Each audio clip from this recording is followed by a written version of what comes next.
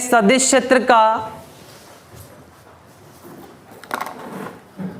क्षेत्र का रेखा समाकलन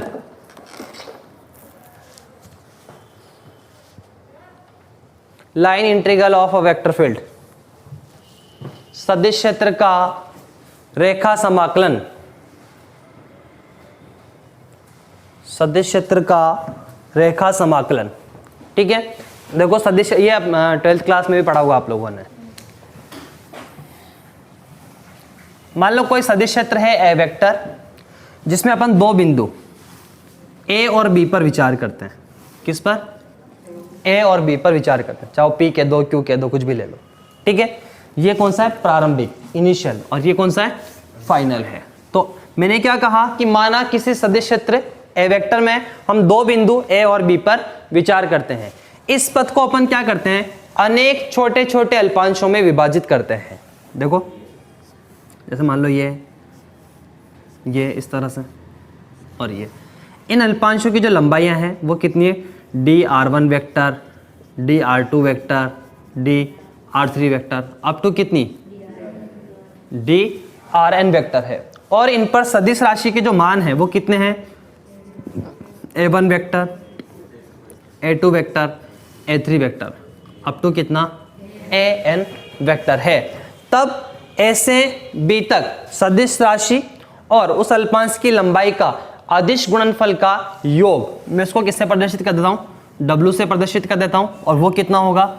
a1 vector dot dr1 vector plus a2 vector dot dr2 vector plus a3 vector dot dr3 vector, up to कहां तक? an vector dot drn vector. लिख सकते हैं इसको ऐसा। तो w बराबर, मैं इसको इसके लिए क्या करूं? समेशन लगा दूं। i बराबर कहां से कहां तक? 1 to n। क्या होगा? ai vector dot dri vector. Equation number first कह दूं। अगर ये dri टेंस टू 0 हो तो उस केस में क्या करते हैं अपन? समेशन को हटाकर क्या लगाते हैं? समाकलन, मतलब integration. If dri tends to 0 हो तो समेशन को हटाकर क्या लगाते हैं? इंटीग्रेशन लगाते हैं। बताई देता मैंने उस दिन। ठीक है, तो क्या होगा? w बराबर, समेशन हटा दूं मैं, तो integration a vector dot dr vector. अब i मत लगाना है क्योंकि समेशन हटा ही दिया। तो ये इंटीग्रेशन कहां से कहां तक है? a से b।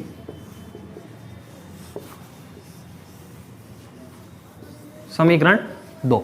तो समीकरण जो 2 है वो क्या प्रदर्शित करती है? a से b तक के रेखा समाकलन को प्रदर्शित करती है। क्या करती है? a से b तक के रेखा समाकलन को प्रदर्शित करती है। रेखा समाकलन मतलब यहां पर लाइन इंटीग्रल से है, लाइन इंटीग्रल। ठीक है, डायग्राम बना लो पहले।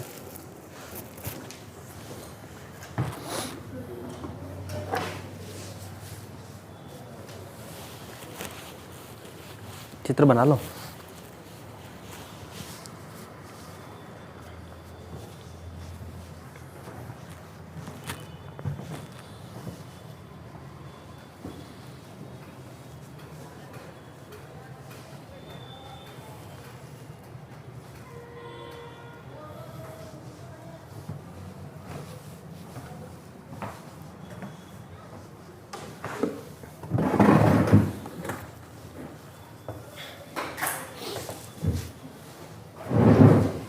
यहाँ प्रारंभिक लिख लेना, यहाँ अंतिम लिख लेना, इनिशियल और फाइनल।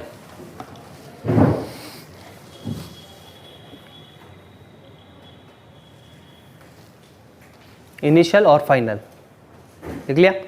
अब लिखेंगे, माना किसी सदिश क्षेत्र ए वेक्टर में, माना किसी सदिश क्षेत्र ए वेक्टर में दो बिंदु ए व बी पर विचार करते हैं। दो बिंदु ए व बी पर विचार करते हैं।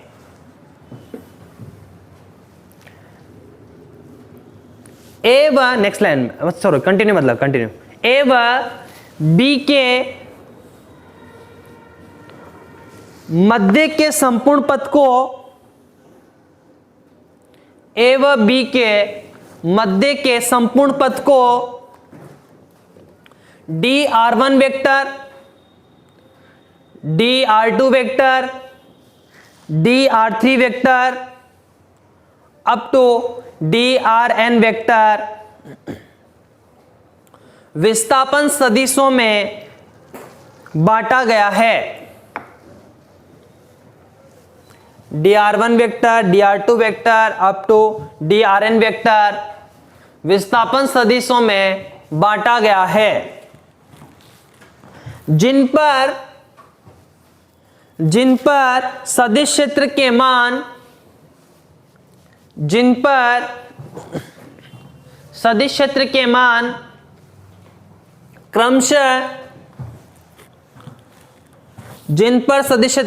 क्रमशः a1 vector, a2 vector, a3 vector up to an vector है, तब a से b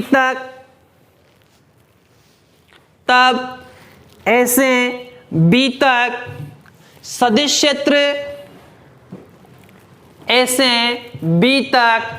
क्षेत्र और अल्पांशों की लंबाइयों का अदिश गुणनफल का योग, सदिश क्षेत्र और अल्पांशों की लंबाइयों का अदिश गुणनफल का योग। देखो सदिश क्षेत्र तो कौन सा, a1 वेक्टर, और अल्पांशों की लंबाइयों मतलब dr1 वेक्टर, इनका अदिश गुणनफल का योग मतलब a1 vector dot dr1 vector plus a2 vector dot dr2 vector plus a3 vector dot dr3 vector up to an dot drn vector. ठीक है, इसको समेशन रूप में लिखे। समेशन क्या होता है, योग चिन्ह होता है, तो समेशन i बराबर 1 to n ai vector dot dri vector, यहां 1 रखोगे तो ये पद आ जाएगा, 2 रखोगे तो ये 3 और n तक। अब अगर dri टेंस टू कितना हो, 0 हो, जैसे पहले भी लिखा है मैंने, तो फिर समेशन को हटा के क्या करेंगे अपन, इंटीग्रेशन लगाएंगे, तो यहां पर क्या हो जाएगा, w बराबर इंटीग्रेशन a से b a vector dot dr vector. तो उपरोक्त जो समीकरण है, यह समीकरण जो 2 है वो किसको प्रदर्शित करती है, a से b तक के रेखा समाकलन को प्रदर्शित करती है। ठीक है, और आप लोगों को एक चीज याद है, ऐसे क्षेत्र जिनका मान प्रारंभिक और अंतिम स्थिति पर निर्भर नहीं करता है क्या कहलाते हैं, संरक्षित क्षेत्र कहलाते हैं। क्या कहलाते हैं, संरक्षित क्षेत्र कहलाते हैं। कंजर्वेटिव फोर्स मतलब कंजर्वेटिव फील्ड, नाम सुना है संरक्षित क्षेत्र का, नहीं पढ़ा, पढ़ा होगा संरक्षित क्षेत्र तो 12th क्लास में, 11th। ऐसे क्षेत्र जिसमें सदिश किसी भी रेखा समाकलन का मान बोल दो, वो अपनी प्रारंभिक और अंतिम स्थिति पर निर्भर करे, पथ पर निर्भर नहीं करे, उस क्षेत्र को क्या कहते हैं अपन, संरक्षित क्षेत्र कहते हैं। ठीक है, एग्जाम्पल क्या है, विद्युत क्षेत्र है, गुरुत्वाकर्षण क्षेत्र है। लिखें पहले इसको,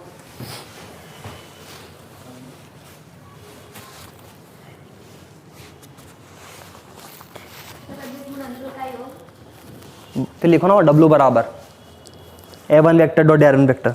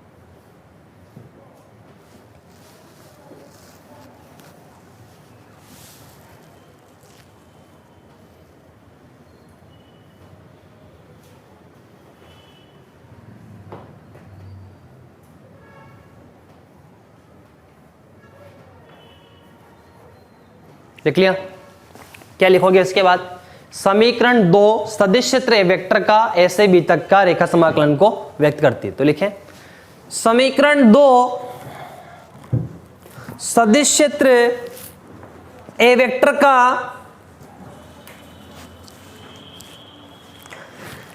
उपरोक्त समीकरण सदिश क्षेत्र ए वेक्टर का ए से बी तक रेखा समाकलन दर्शाती है। ए से बी तक रेखा समाकलन दर्शाती है। अब सुनो, मैं यहां पर रेखा समाकलन का भौतिक महत्व बता रहा हूं, फिजिकल सिग्निफिकेंस बता रहा हूं। क्या है कि ऐसे सदिश क्षेत्र का, यानी बोलो कि यदि सदिश क्षेत्र का जो रेखा समाकलन है वो उसकी प्रारंभिक और अंतिम स्थिति पर निर्भर करे, पथ पर निर्भर नहीं करे, तो ऐसे क्षेत्र को क्या कहते हैं अपन? संरक्षी क्षेत्र कहते हैं। एग्जाम्पल क्या है? विद्युत क्षेत्र है, गुरुत्वीय क्षेत्र है। और यदि सदिश क्षेत्र ए वेक्टर बल को प्रदर्शित करे तो ये रेखा समाकलन किसको प्रदर्शित करेगा? अगर सदिश क्षेत्र ए वेक्टर को बल एफ वेक्टर से निरूपित करें, that means F vector dot D R vector, तो उपरोक्त रेखा समाकलन किसको व्यक्त करेगा? कार्य को। कार्य क्या होता है? डी डब्ल्यू बराबर F vector dot D R vector. तो डब्ल्यू बराबर कितना? Integration F vector dot D R vector. किसको प्रदर्शित करेगा? कार्य को। तो लिखें टॉपिक रेखा समाकलन का भौतिक महत्व। रेखा समाकलन का भौतिक महत्व।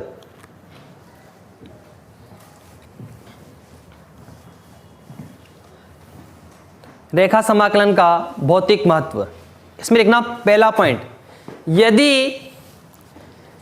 यदि किसी सदिश क्षेत्र का रेखा समाकलन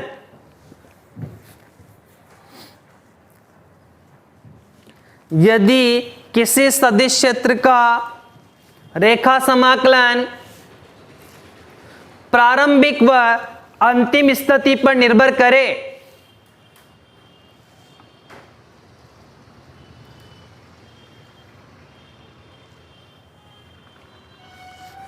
प्रारंभिक एवं अंतिम स्थिति पर निर्भर करे, पथ पर निर्भर नहीं करे, पथ पर निर्भर नहीं करे, तो ऐसे क्षेत्र को संरक्षी क्षेत्र कहते हैं।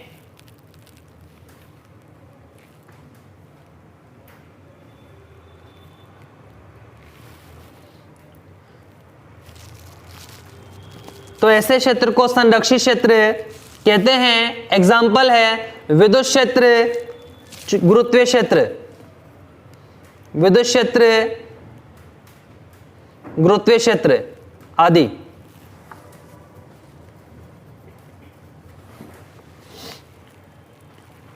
सेकंड पॉइंट क्या लिखोगे? यदि सदिश क्षेत्र ए वेक्टर किसको प्रदर्शित करे? बल एफ वेक्टर को प्रदर्शित करे, तो उपरोक्त रेखा समाकलन किसको प्रदर्शित करेगा?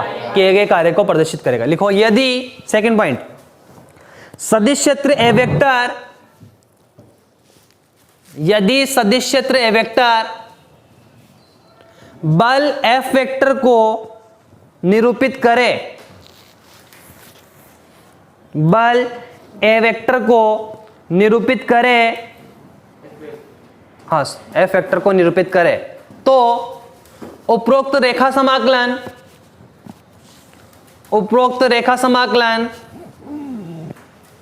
ए से बी तक, तो उपरोक्त रेखा समाकलन ए से बी तक किए गए कार्य को निरूपित करता है। उपरोक्त रेखा समाकलन ए से बी तक किए गए कार्य को निरूपित करता है। अर्थात W बराबर क्या? इंटीग्रेशन ए से B F vector dot D R vector.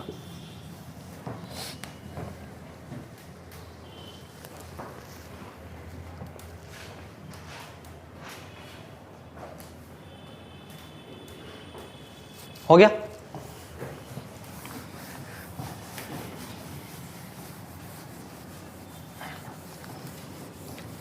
एक एक चीज से क्वेश्चन पूछेगा। जैसे मान लो आपसे सदिश क्षेत्र का रेखा समाकलन पूछा, अब मान लो वो पूछे नहीं पूछे क्या, इसका भौतिक महत्व भी बताए, तो आपको लिखना है वो पूछे या नहीं पूछे, लिख के आओगे आप। जितना मैंने किसी टॉपिक में लिखा दिया उतना आपको लिखना है अगर नंबर लेने हैं तो। यहाँ ऐसा नहीं चलेगा बोर्ड की तरह कि जितना सा पूछा उतना सा नंबर। डाइवर्जेंस की देखो, डाइवर्जेंस की डेफिनेशन क्या है, सबसे पहले डेफिनेशन दे देना, फिर उसका कार्तीय निर्देशांकों के रूप में अपन ने निकाला, और फिर उसका फिजिकल सिग्निफिकेंस। फिजिकल सिग्निफिकेंस में ज़्यादा नहीं लिखो तो 1-2 पॉइंट लिख देना बस, जरूरी नहीं है कि जितने मैंने लिखा है उतने लिखो आप, 2 भी ऐसा नहीं कि एक ही लिखा होगा, मिनिमम 1-2 तो लिख के आना।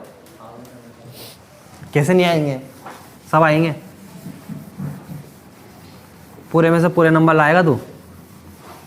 अरे झूठ ही बोल दे कि हाँ ले आऊँगा, क्या जा रहा है। अच्छा अच्छा अच्छा, तेरे अकेले से क्या है, हाँ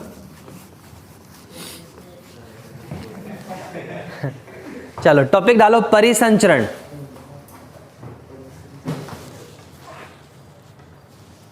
परिसंचरण, सर्कुलेशन,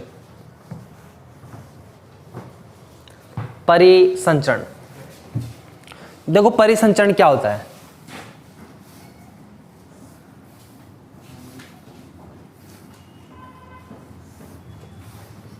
KLMN, कैसे L तक का रेखा समाकलन, L से M तक का, M से N तक का, और N से K तक का। तो देखो ये मान लो A वेक्टर है, तो किसी सदिश क्षेत्र का बंद पथ के अनुदिश रेखा समाकलनी क्या कहलाता है, परिसंचरण कहलाता है। मतलब A vector dot DL vector कह दो या DR वेक्टर कह दो, A vector dot DR vector बंद पथ के अनुदिश, यह रेखा समाकलन क्या कहलाता है, परिसंचरण। आधे नंबर में पूछ सकता है,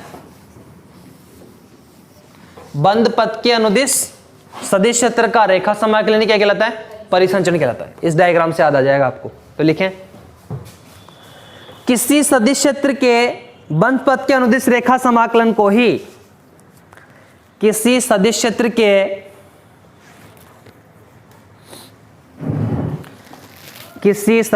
के बंद पथ के अनुदिश रेखा समाकलन को ही परिसंचरण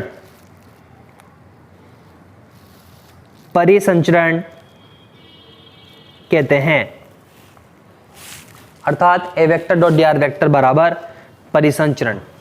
और ये डायग्राम भी बना लेना।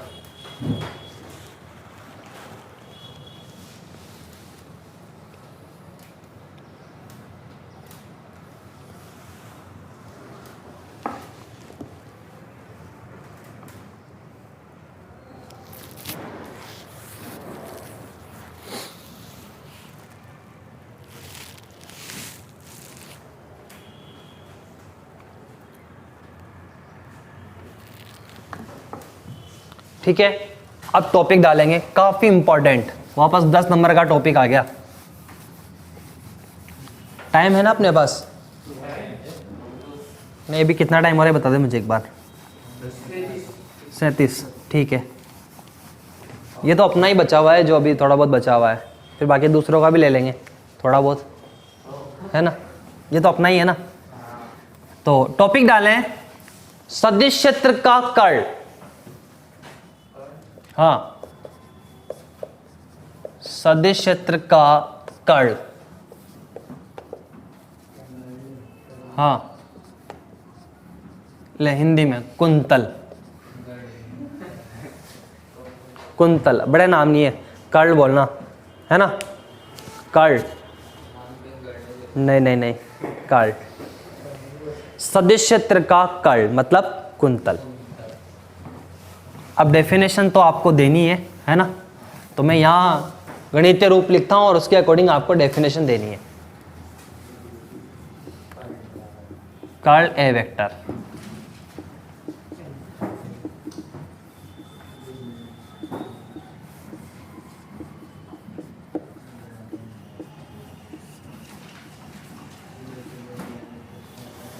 हाँ देखो कर्ल की डेफिनेशन क्या है, यहां से देखना। किसी सदिश क्षेत्र का बंद पथ के अनुदिश प्रति एकांक क्षेत्रफल में रेखा समाकलन को ही सदिश क्षेत्र का कर्ल कहते हैं, जबकि क्षेत्रफल अल्पांश अत्यल्प हो। उड़ गया? हाँ, बट डेफिनेशन ध्यान से सुनो वापस। क्या कहा मैंने? किसी सदिश क्षेत्र का बंद पृष्ठ के अनुदिश प्रति एकांक क्षेत्रफल में रेखा समाकलन को ही सदिश क्षेत्र का कर्ल कहते हैं, जबकि क्षेत्रफल अल्पांश क्या हो? अत्यल्प हो। आशीष क्या बोला मैंने? यहां से देख के बोल, ये बोलना भी सीखना है ना? ऐसा नहीं मैंने पढ़ा दिया लिख के चले गए घर जाके बैठ गए। जरूरी है बोलना भी, इतना भी नहीं कि लाड़ में आ जाओ, है ना? बोलना सीखना है सबको। एक तो मतलब बहुत सारे बच्चे होते हैं जिनको अच्छे से सब कुछ क्लियर होता है, बढ़िया पढ़ने में भी होशियार होते हैं, बट उनको बोलना ही नहीं आता, शर्म आती है। बोलो क्या है सदिश क्षेत्र का कर्ल? हाँ बोल, तू ही बोल।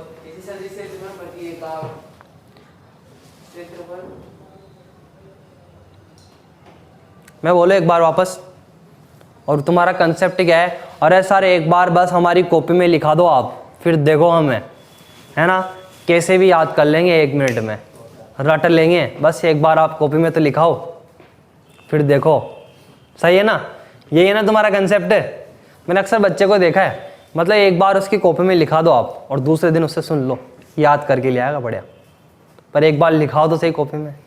हाँ तो देखो, सदिश क्षेत्र का बंद पथ के अनुदिश या बंद पृष्ठ के अनुदिश प्रति एकांक क्षेत्रफल में रेखा समाकलन, ये a vector dot D R vector किसको प्रदर्शित कर रहा है? रेखा समाकलन क्या कहलाता है? सदिश क्षेत्र का कर्ल कहलाता है, जबकि क्षेत्रफल अल्पांश क्या हो? अत्यल्प हो। और यहां एन के पृष्ठ के तल के लंबवत क्या है? एकांक सदिश। तो लिखेंगे ये बात, काफी इंपॉर्टेंट है ये। 2018 में भी पूछा गया है, 2019 में भी पूछा गया है, और मुझे उम्मीद है कि इस बार भी आएगा ये। ठीक है, तो लिखेंगे। सबसे पहले डेफिनेशन लिखा रहा हूं मैं। सदिश क्षेत्र का बंद पृष्ठ के अनुदिश, सदिश क्षेत्र का बंद पृष्ठ के अनुदिश प्रति एकांक क्षेत्रफल में, सदिश क्षेत्र का बंद पृष्ठ के अनुदिश प्रति एकांक क्षेत्रफल में रेखा समाकलन, रेखा समाकलन को ही सदिश क्षेत्र का कर्ल कहते हैं।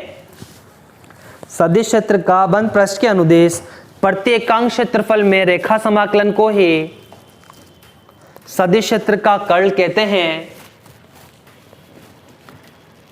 जबकि क्षेत्रफल अल्पांश ds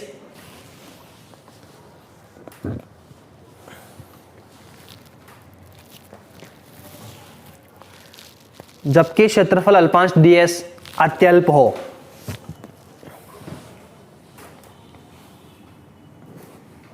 अर्थात लिखो गणितीय रूप,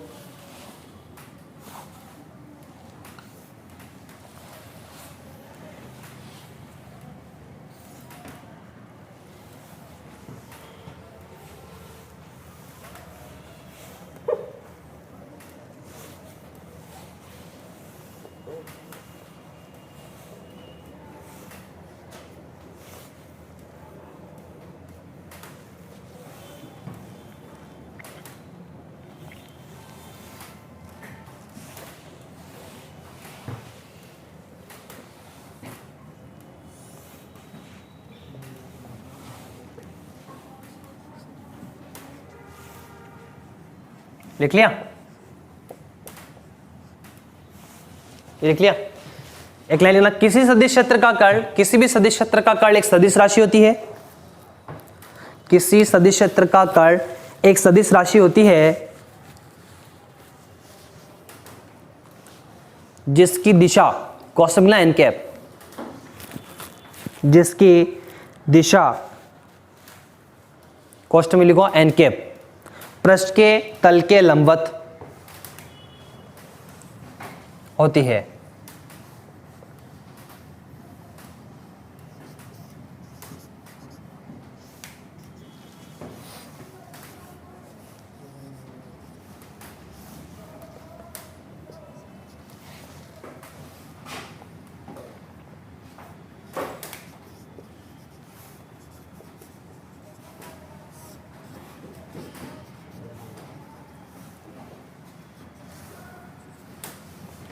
हो गया।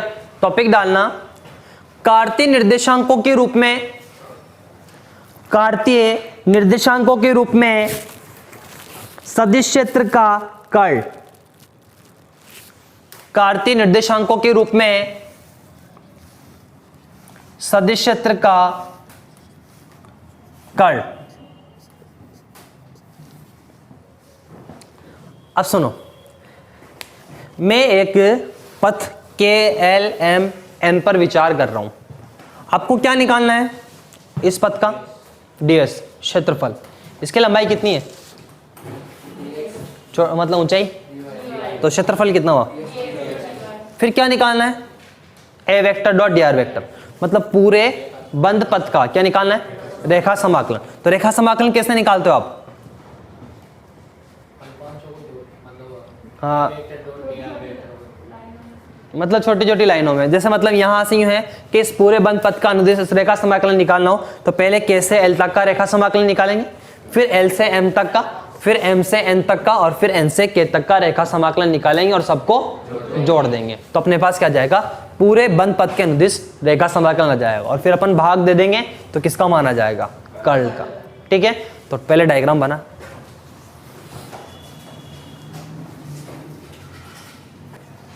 इधर देखो, ये सदिश क्षेत्र है ओ बिंदु पर, इसके x दिशा में घटक x, y दिशा में ay और z दिशा में कितना है? az है। ठीक है, ये पूरी लंबाई कितनी है? dx, तो ये आधी कितनी होगी? वो परिवर्तन याद है ना आपको कैसे लिखते थे? और इधर वाली माइनस dx/2, और इधर ऊपर वाली dy/2, और ये नीचे वाली इस बिंदु के रेस्पेक्ट में देखते हैं अपन, है ना। बनाओ, और ये एरो भी ऐसे बनाना, कैसे? एल, एल से एम, एन से एन, एन से के।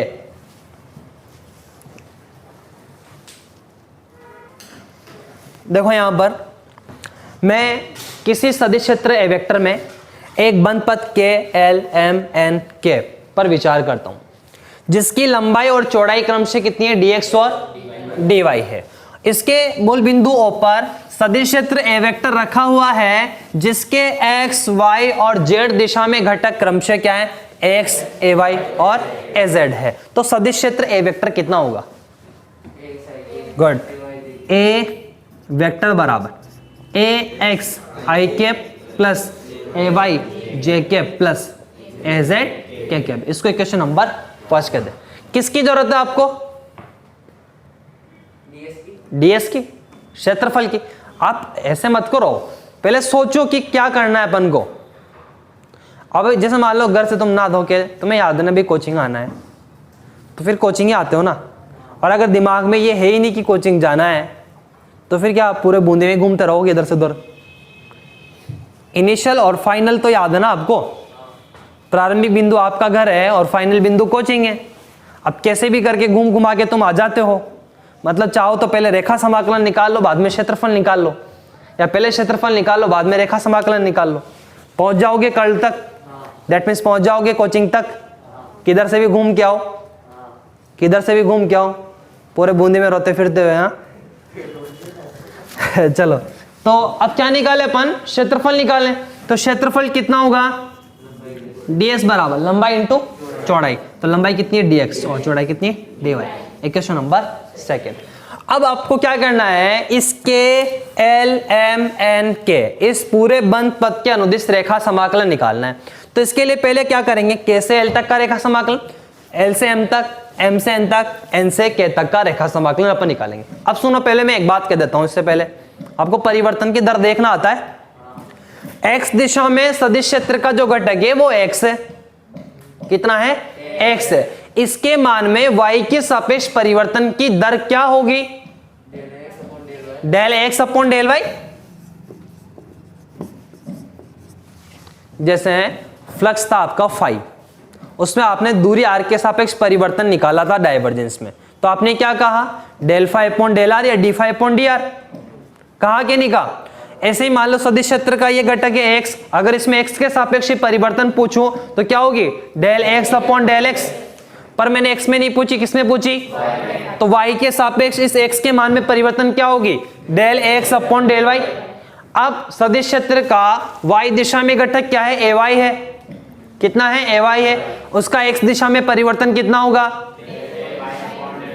Del ay upon del x। ठीक है, अब काम हो जाएगा मेरा। अब मैं क्या करता हूं, देखो, के एल के अनुदिश पथ, के एल के अनुदिश रेखा समाकलन।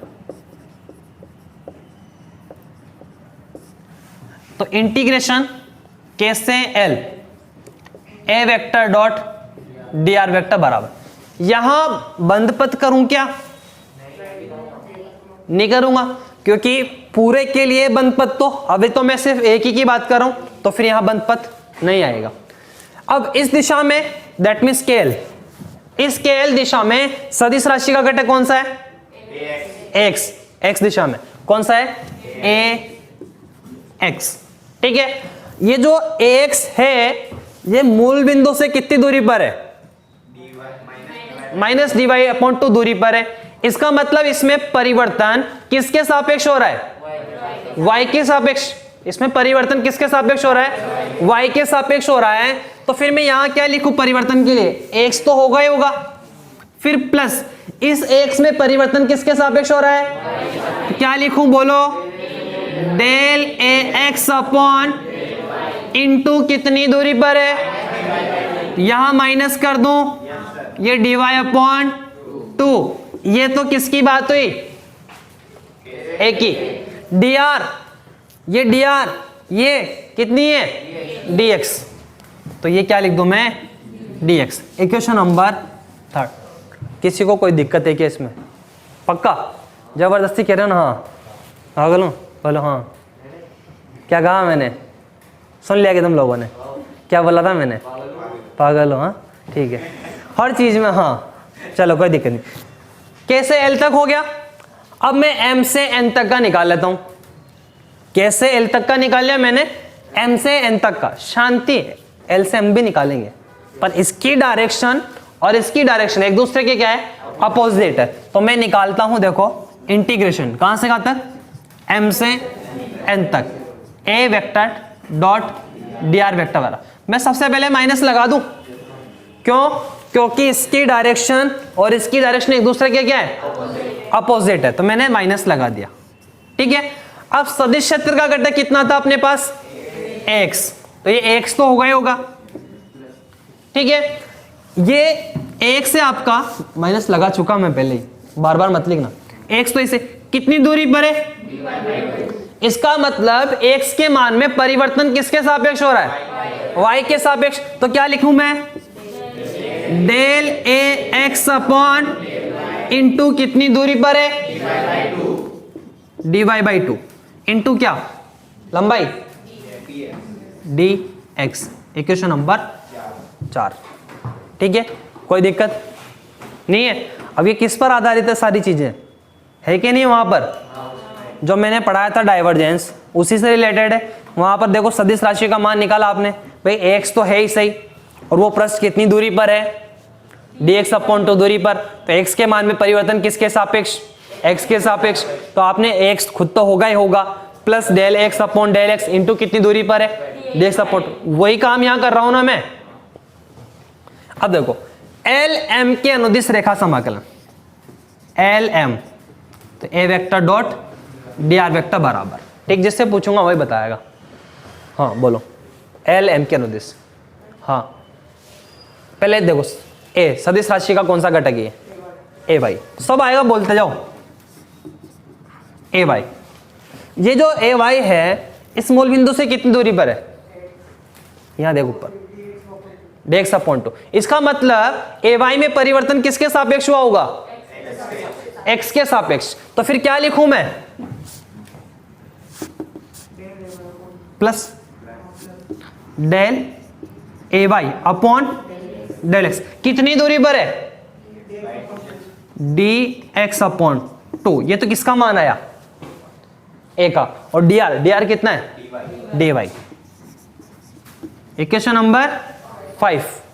फिर देखो एल एम एन के, तो एन से के तक a vector dot D R vector बराबर, दोनों की डायरेक्शन अपोजिट। तो सबसे पहले तो क्या लगा दो, माइनस, माइनस साइन लगा दिया मैंने।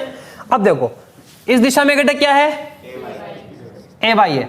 इस ए वाई जो है ये मूल बिंदु से कितनी दूरी पर है, इसका मतलब ए वाई में परिवर्तन किसके सापेक्ष, एक्स के सापेक्ष। क्या लिखो, del A y upon del x into कितनी दूरी पर है, तो यहां क्या लगा दूं, डी एक्स अपॉन 2 इंटू क्या, इक्वेशन नंबर 6। क्या करें अब, सबको क्या कर दे, जोड़ दे। सबको जोड़ने के बाद क्या जाएगा, पूरे बंद पथ के अनुदिश रेखा समकलना जाएगा, उसमें किसका भाग दे दे, डीएस का। आ गया कर्ल, और यहां तक आ गया तो 10 नंबर भी आ गया। ये 4 समीकरण नहीं है मेन, क्षेत्रफल कोई विशेष बात नहीं है। ए वेक्टर लिखो तो लिखो, नहीं तो मत लिखो, कोई दिक्कत नहीं है। पर ये जो 4 समीकरण है जो मैंने लिखी, ये समझ में आई कि नहीं आई सबको।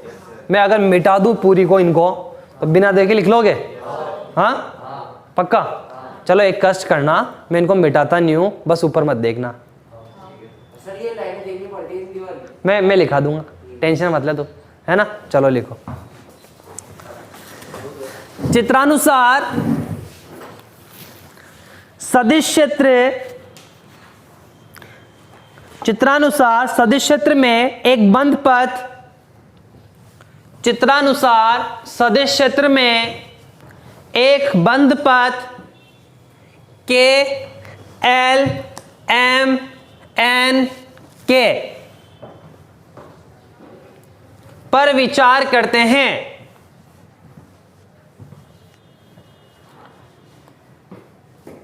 के एल एम एन के पर विचार करते हैं, जिसकी लंबाई व चौड़ाई क्रमशः, जिसकी लंबाई व चौड़ाई क्रमशः dx व dy है, dx व dy है। इसके मध्य बिंदु O पर, इसके मध्य बिंदु O पर सदिश क्षेत्र, इसके मध्य बिंदु O पर सदिश क्षेत्र का मान A वेक्टर है, A वेक्टर है, जिसके x, y व z दिशा में घटक, जिसके x, y व z दिशा में घटक क्रमशः x, ay व az है, x, ay व az है। तब a वेक्टर बराबर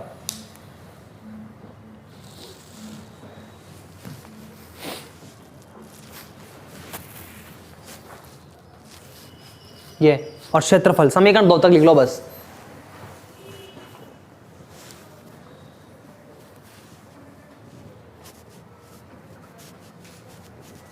फिर एक लाइन लिखा रहा हूं मैं समझने के लिए।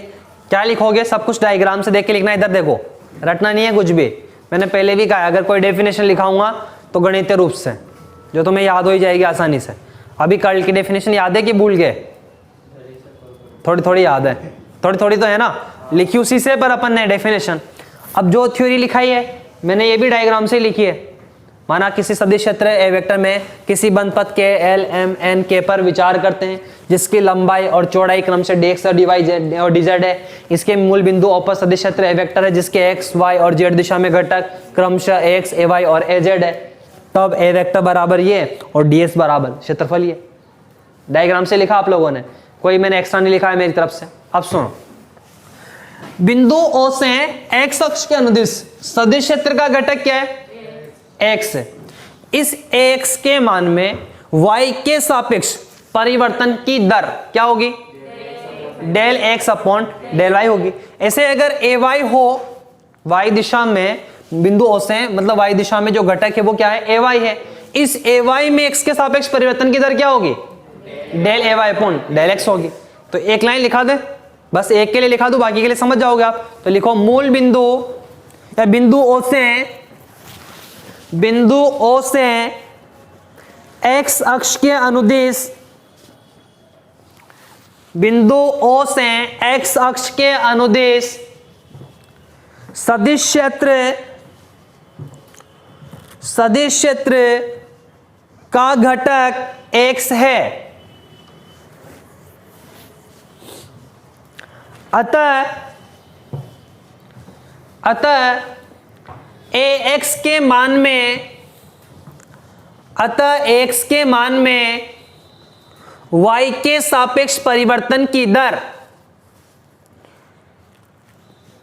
अतः ax के मान में y के सापेक्ष परिवर्तन की दर del x upon del y होगी। Del x upon del y होगी। तब नेक्स्ट लाइन में के एल पथ के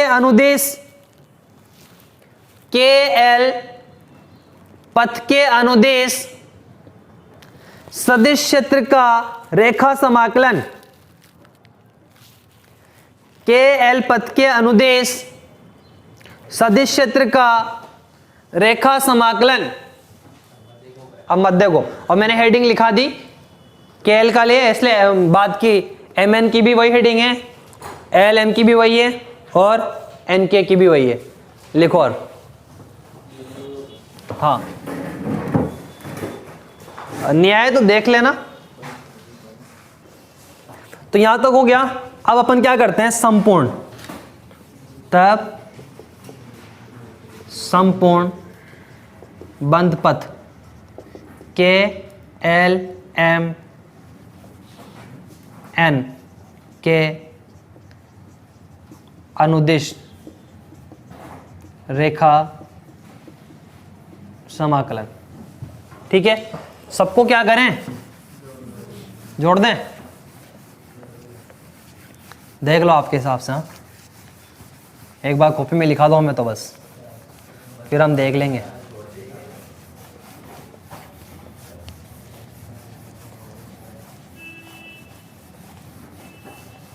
तो सबको ऐड कर देते हैं इनको। देखो, integration A vector dot D R vector के एल एम एन बराबर, बोलो, ये तुम चाहो तो पूरा लिख सकते हो, के एल एम एन के घुमा के पूरा, और अगर के एल एम एल भी लिखते हो तभी कोई दिक्कत नहीं है। अरे मतलब ये तो पूरा बंद पति लेना, ये ले एल एम एन, ये लेके वापस कर दे बंद, है ना। के एल एम एल लिखते हैं वैसे तो, ये ले, इसकी खुशी के लिए लिख रहा हूँ मैं, है ना। और ये भी सही है वैसे भी, अगर ये लिखते हैं ना तभी कोई गलत नहीं है। और अगर कुछ भी के एल एम नहीं माना तो सी लिख देना, पूरे बंद पृष्ठ की परिसीमा। ठीक, क्या होगा? A vector dot D R vector plus A vector dot D R vector, अभी लिख रहा हूँ मैं limit, A vector dot D R vector और plus A vector dot D R vector. कहाँ से कहाँ तक है? के से एल, फिर एल से एम, फिर एम से एन, फिर एन से के। ठीक है, ये समीकरण कौन सी है? 7। From equation number, from equation number बोलो, 3, 4, 5, 6 एंड 7। हाँ, 3, 4, 5, 6 से, है ना, 7 से। Integration A vector dot dr vector के एल एम एन बराबर मान बोलो कैसे L A x minus del x upon del x d y है और ये d y upon 2 into d x फिर प्लस एल से एम तक कहाँ गया एल से एम बोलो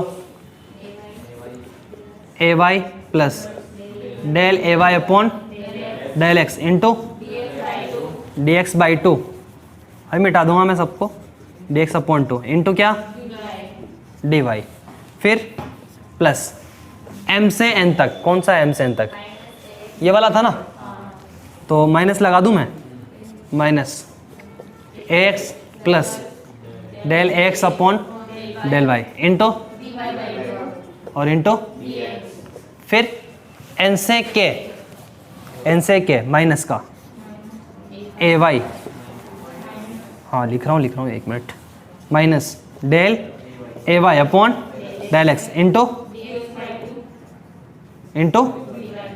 डी वाई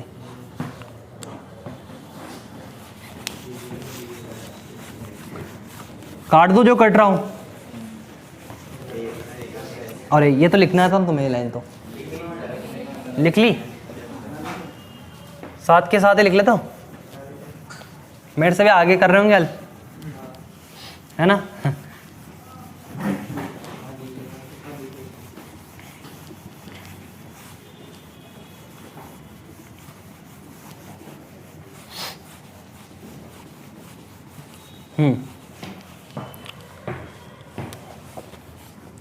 ए vector dot b r vector के एल एम एन बराबर देखो ये एक से एक्स कट जाएगा ए वाई से ए वाई कट जाएगा और ये माइनस का है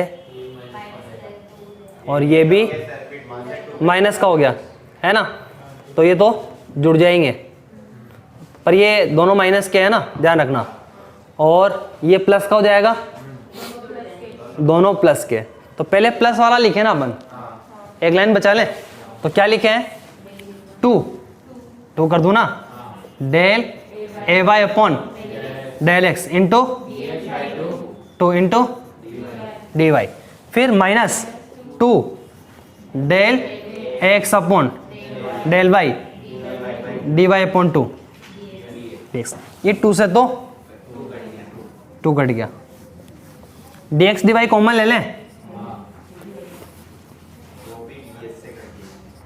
किससे डी एस से अरे वाह पर शांति तो रखो है ना अभी भाग देंगे ना डी एस का तब कटेगा तो क्या है यहाँ से del A y upon del x minus del x upon del y और क्या d x d y d z कहाँ है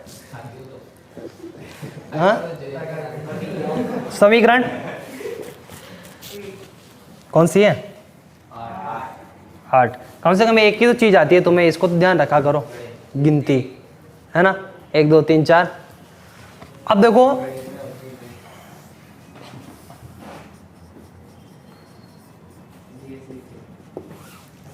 अब देखो यहाँ पर बंद पथ यहाँ पे एक काम करते हैं टाइम बताना मुझे 1 मिनट कितना हो रहा है 13 यही स्टॉप करते हैं आज है ना समीकरण 8 तक क्योंकि अभी मुझे है ना कर्ल ए वेक्टर का जेड घटक आएगा ये फिर इसके बाद वाई घटक फिर इसके बाद एक्स घटक फिर तीनों को जोड़ेंगे अपन आई केप जे केप के केप की फॉर्म में आएगा और फिर उसके बाद सारणी के रूप में लिखेंगे तो थोड़ा टाइम लग जाएगा इसीलिए आज इसको यही स्टॉप करते हैं अपन है ना यहीं से लिखना था ये ना आज इतना ही पढ़ेंगे